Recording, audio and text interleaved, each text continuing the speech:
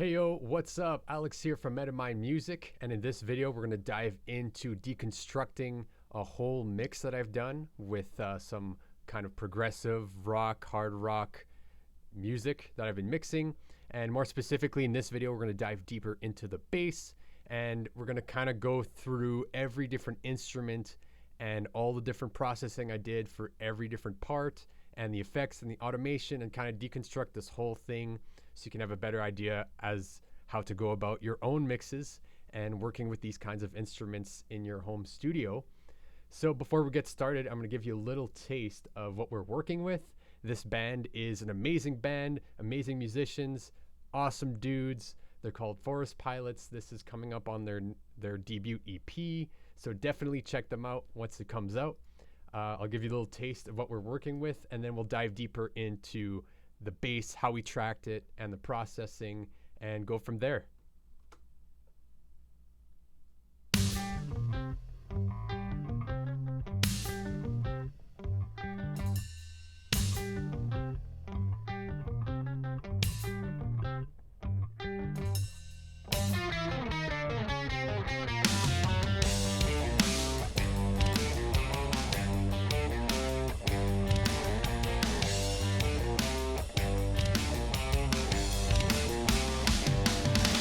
Enough hate to go around.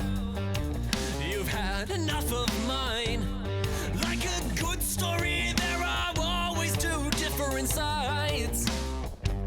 Check yourself, the status quo could be your friend, although I can't help it when you interrupt my factual flow.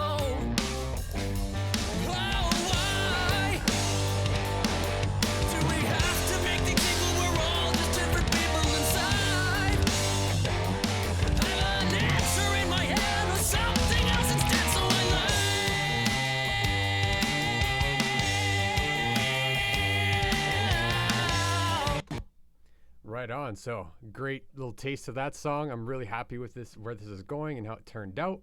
Everything's really sounding crisp and clean. So we're going to zoom in on the bass now. And the bass is definitely very present with the song and the band in general, because it's active bass lines, very Rush-esque, very involved bass. So we definitely want it to be present and heard, but we definitely want it to be anchoring the whole song in the low end. So I'll play you the mix a little bit with the bass removed and then placed back in, so you can really hear the role it's fulfilling. And when I take it out, you'll notice that it loses all its power. It loses all the impact. And when you put it in, you can hear it, but it definitely brings in the low end movement and actually brings the song to life, okay? So I'll pop it in and out.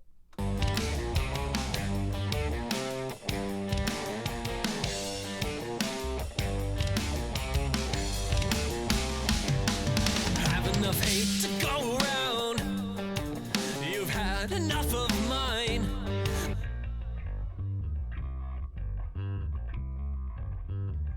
So as you can hear, it's a very obviously crucial part of the mix, and it kind of has a constant low end presence, and it has a little bit of grit, a little bit of tone, kind of giving it its character.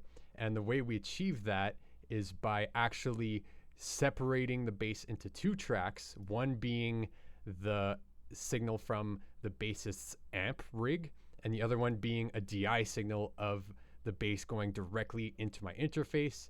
And the way I achieved that is I used a DI box, and I split the signal. So while we were tracking, we had one part of the signal going directly into the interface to track the DI, and the other half was going into his amp. And in this case, we didn't actually mic his cab. We sent the amp signal into cabinet emulation, like an IR box, 2 notes, awesome gear, because we didn't have the means to kind of crank a bass amp and place a microphone and play with that. So we used that, got an awesome sound. And the whole philosophy behind doing this is that the amp that you record, the bass amp, is going to be the tone and the grit, the character of the sound, and the DI is going to be the low end presence, right?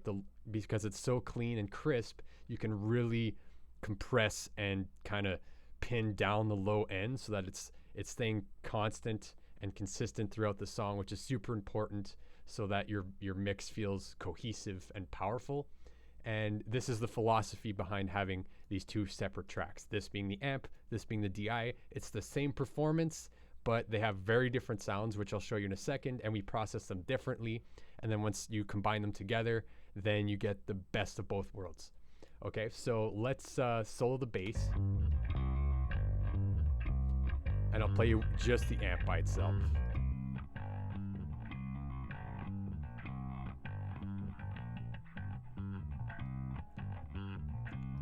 And this is just the DI. And you'll notice that the DI has a lot of low end presence. And I'm actually using more of the DI sound than I am using the amp sound.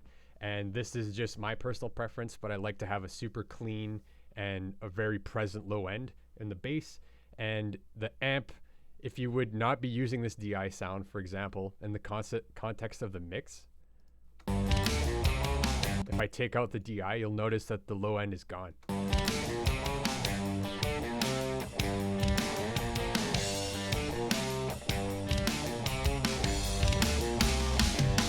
Have enough hate to go around. You've had enough of mine. Like a good story, there are always two different sides. So if you notice, I'm using primarily the DI sound, and once you remove that, it's kind of the whole mix is empty and kind of weightless. It definitely carries all the weight, but I am sneaking in the amp sound to get a little bit of that character, but it's definitely lower in the mix. But I will automate the amp sound up during the chorus and during the outro when it's kind of more of a bass lead part, kind of spearheading the way forward for the outro part. Then I kick up the signal of the amp track and mix it in higher. So it gives you kind of that maximum amount of playability without pigeonholing yourself too much into only using one track and trying to make it fulfill everything. So I like having these two tracks. It's definitely a great technique, a good way to go about it. So what I'm going to do is I'm going to dive deeper into the processing of each. And we're going to start with the DI since it's our main sound. I'm going to solo it and I'm going to remove all this processing. And as we go through what I've thrown on here, I'll kind of A/B it with the whole mix so you can kind of get an idea of why I picked these certain things and the role it's doing as I enable them. All right, so this is just the raw bass DI sound.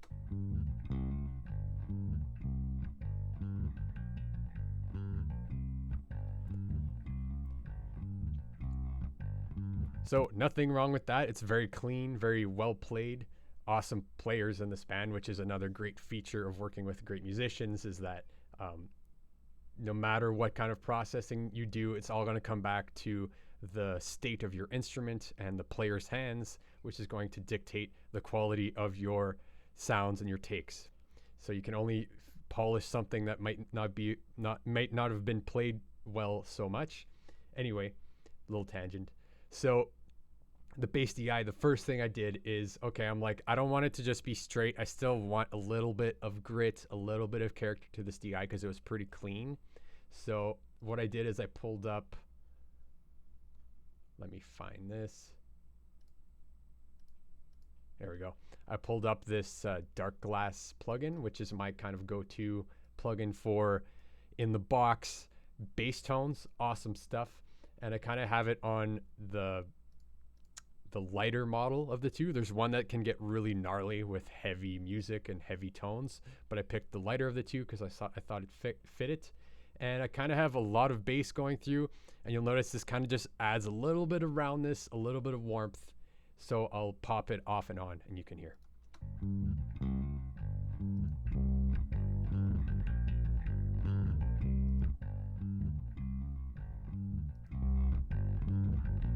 So it obviously is adding a little bit of gain as well. It's making it louder, but you'll notice it just makes it every note a lot more defined, and it gives that round character, right? It really pops it up.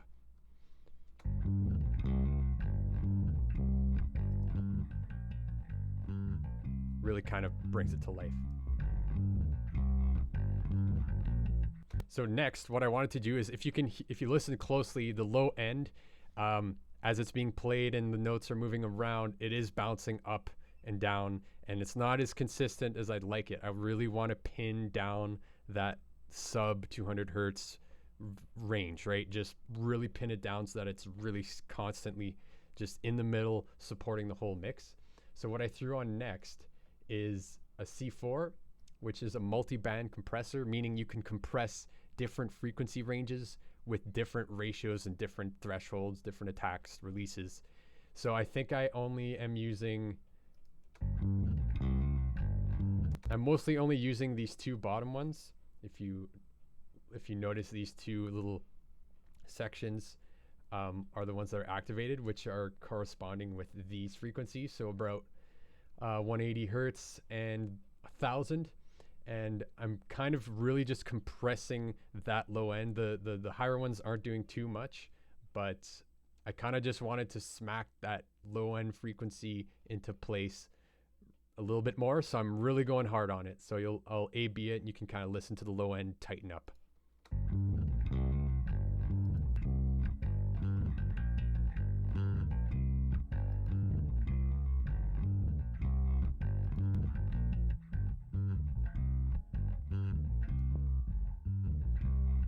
So this is making a big difference. It's kind of subtle, but it's really tightening up the low end. It's not fluttering about. It's really locking it into place. So the next plugin I threw on is my go-to SSL channel strip, which is an EQ. An advantage about this guy is that you're not stuck looking at a graph and over analyzing the visual aspect of the frequencies.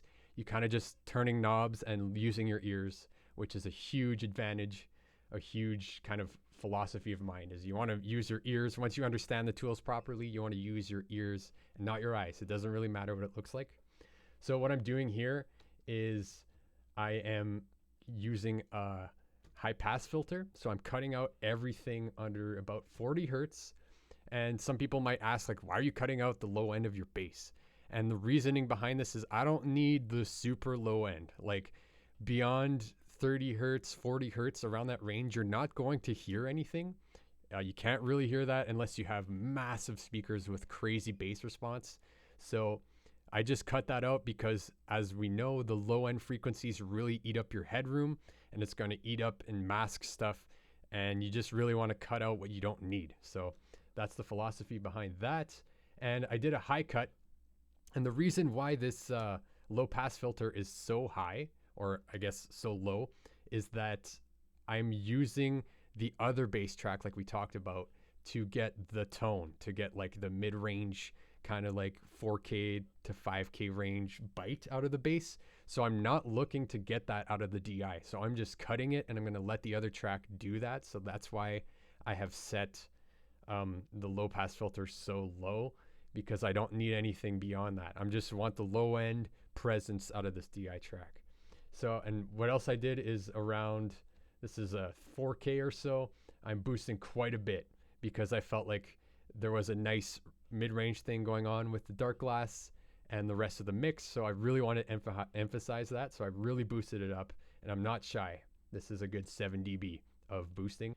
So next here is I am boosting again, not quite as much, but around 700 hertz, which with this bass guitar and the rig we had was kind of the sweet spot of where the bass was singing with the kick drum, and I'll A/B that in a second. So I am boosting about 7 dB as well at around 700 hertz or so. And then right here is where I am doing a little bit of a cut around 300 hertz or so, because I feel like in that range it was competing with the bass drum and the kick drum and all that. So that was just from using my ears and listening. And finally, what I'm doing is I'm boosting a good 3 dB at around 100 hertz with the bell, which basically the bell setting makes it more of an extreme Q value, so that it's really boosting all the neighboring frequencies around 80 quite a bit as well. And yeah, to get that low end presence, right? Because you still want to have some punch and some air being pushed with the low end. And what I'll do is I'll solo the bass DI that we're working with the drums, and I'm going to throw this EQ on and off, and you'll notice how much it starts to gel with the kick. So this is without it.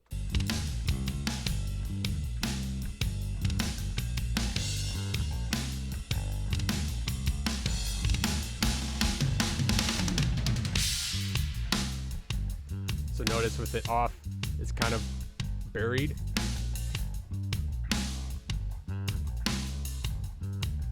That just really brightens up the tone, and it kind of makes it kind of sit around that kick drum, right? It's not interfering too much with the kick drum.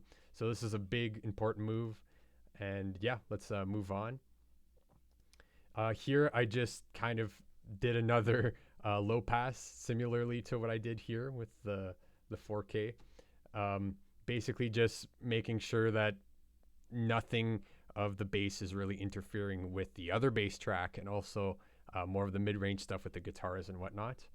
So that one's pretty straightforward. You might not hear too much of an AB with that one. And then next, what I have is one of my favorite compressors is the LA76, and this is an emulation of that famous compressor. And what I'm doing here is smacking it pretty hard. Like, I am compressing it even more because, again, like, the whole philosophy of this track is just to really hold down, like anchor the whole track in the low end and just hold the power so that everything else sounds and is pulsing with that heavy low end presence. So I'll pop this on and off with the whole mix, and you'll kind of hear how much of a difference it makes.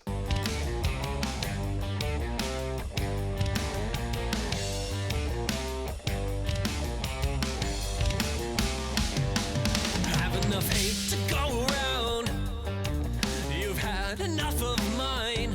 It might be hard to tell in the context of the whole mix, but it is definitely just sitting itself a lot more in the low end and kind of staying super rigid, and everything else starts to kind of move around it. But I'll AB it here while it's soloed.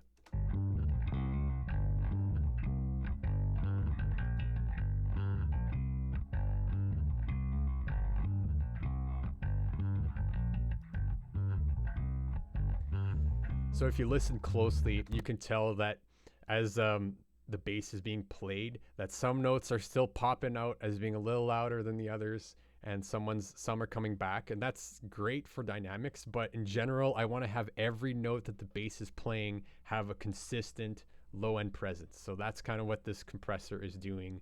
It's just like evening out those dynamics so that every bass note that hits has the same like low end thump. So I'll pop it on and off again.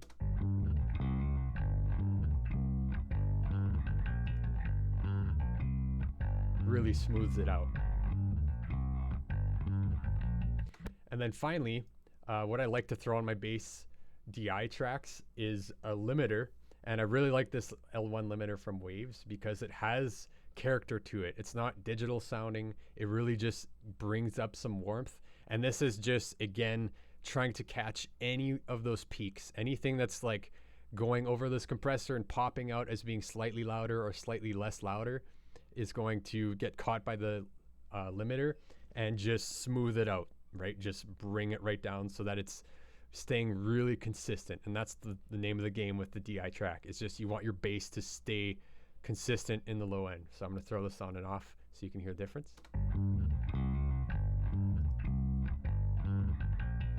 And you'll notice here, it's only catching kind of the peaks. It's only catching a few of the hits, not the whole time, just some of them. Okay, so that's all the processing I have with the bass DI. And what we'll do next is solo the bass amp track. Let me close all these things. We'll solo the bass amp track that we recorded alongside to the bass and listen to how we process that, and then listen to it together to get the total bass sound that we have. So this is what the bass amp track sounds by itself.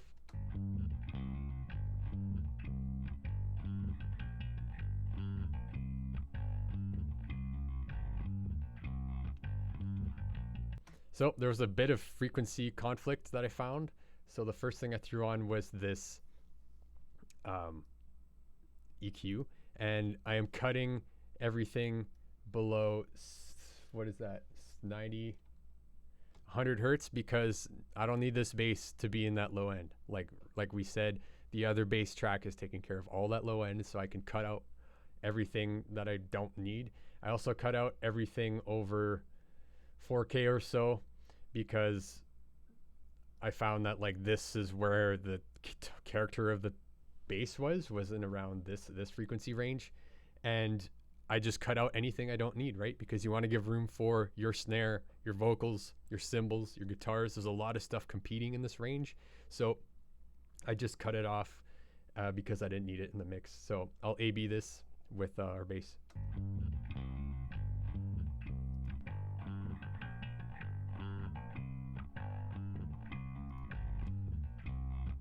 So you'll notice when I engage this EQ, the low end really disappears, and the mid-range frequency character of the amp is really accentuated, right? I really bring it out.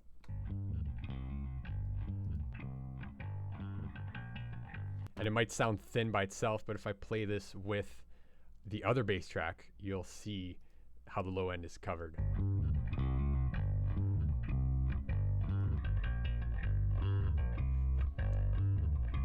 So this is just adding that mid-range little bit of like grunt, a little bit of tone, a little bit of grit on top of the low end coming from the other bass.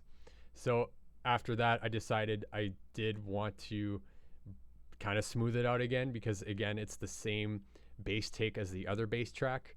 So I again wanted to smooth out the dynamics a little bit just to kind of catch the peaks. And I think I'm slamming this one pretty hard as well.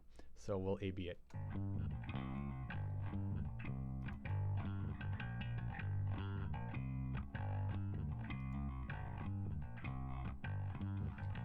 So you'll notice on this track, you can really hear the attack of the string. You can really hear when he's hitting harder and when he's maybe hitting a little bit less loud. And what this is doing is just really smoothing out those pops. Just, you can still hear the dynamics, but it's popping out less. So I'll A/B it once more, and then we'll listen to them together.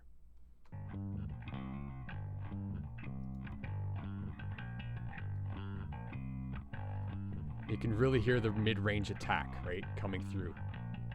And I'll pop in the DI, and these work really well together.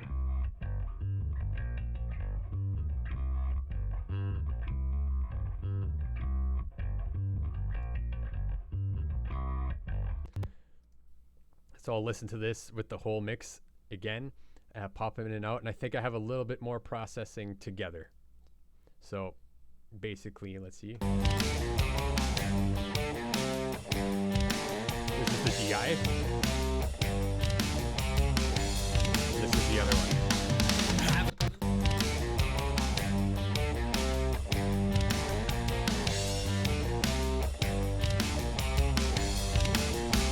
So this amp track really just adds that little bit of grit and fits it right in the middle with kind of the guitars and the snare.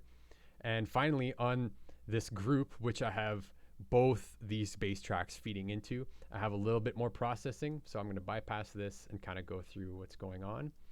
First, what I decided is, again, I wanted to bring up a little bit low end, because without this plugin, I'll A/B it and you'll notice there's still a little bit of low end missing, and I really matched this to fit with the drums and the kick drum. So I'll solo that too, so we can hear the A/B of this plugin. And what this plugin does is basically it takes the bass and it adds a lot of low end, so I can actually solo what this plugin is doing by itself. So this is what this plugin is adding. If you listen closely, it's not much, but it's a little bit of low end presence, and it sits well with the drums. Pretty subtle, right?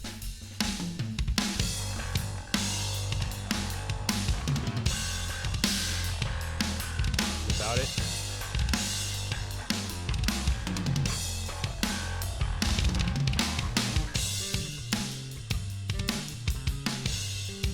So it kind of really just adds that low end, and it really gives it some room, its own presence with that kick drum, right? It's really pulsing together. So next, what I added is a little bit of saturation. Let me bring this plugin over. Just to add a little bit of harmonics, right? It's just basically to add a little bit more grit, a little bit more like character to the sound. And what this plugin does is it adds harmonics, it adds a little bit of drive, and it just adds a little bit more character to like paint it in with everything. So I'll A/B it.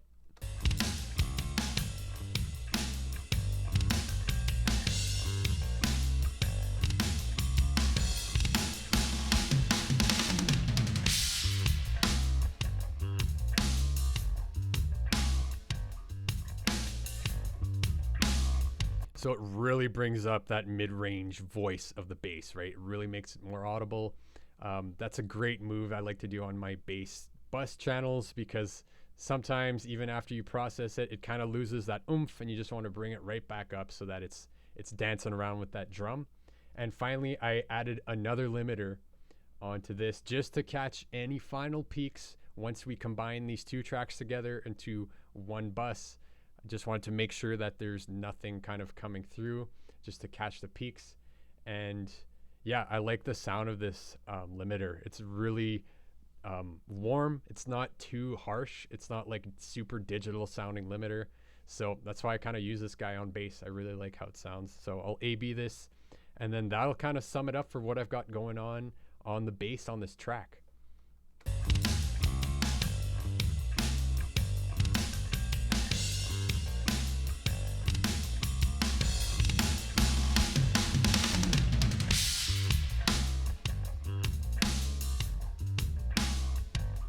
So you'll notice that last limiter really just find a little saturation, and it just keeps the bass pinned. It keeps it right there, right front and center, holding everything down. So let's listen to the bass again in the whole mix. And I hope you learned something. And then the next video, we'll jump into drums, and we're going to break down every part of the drum. So the kick, the snare, whatnot. And if you're interested, I have a 7-part mix checklist that you can download in the description below. And yeah, we'll give a listen, and then we'll see you in the next video.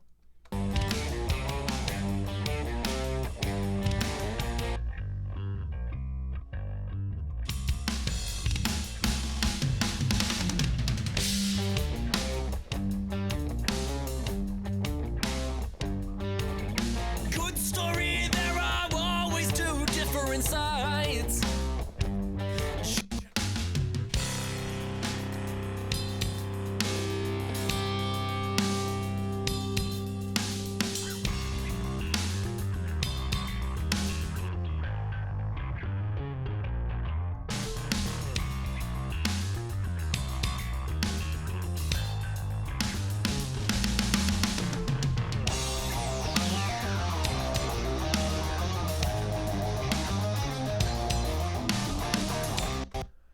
Awesome. So that's how I went about mixing bass. I hope you learned something, and we'll see you in the next video.